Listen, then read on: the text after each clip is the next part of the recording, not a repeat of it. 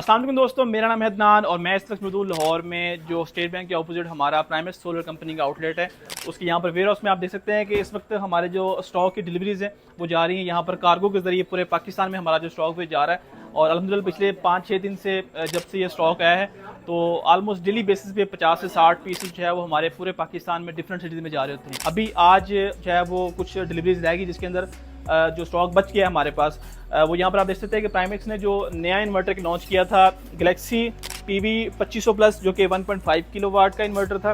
Without battery चलता है और 12 वोल्ट की आप एक बैटरी के साथ लगा सकते हैं और प्योर साइन वेव के अंदर ये इन्वर्टर आपको मिल जाता है। इसकी प्राइस की बात करें तो आज की डेट में तकरीबन 78 से 80 हज़ार के आसपास इस इन्वर्टर की प्राइस चल रही है। हमारे चैनल को आपने फॉलो किया होगा, आपने उसको लाइक किया होगा, तो आप यहाँ पर किसी भी सेल पर्सन को दिखा के आप किसी भी चीज़ को डिस्काउंटेड प्राइस के ऊपर भी परचेज कर सकते हैं। तो मिलते हैं नेक्स्ट वीडियो में, तब तक के लिए अपने मेज़बान अदनान रशीद दें इजाज़त।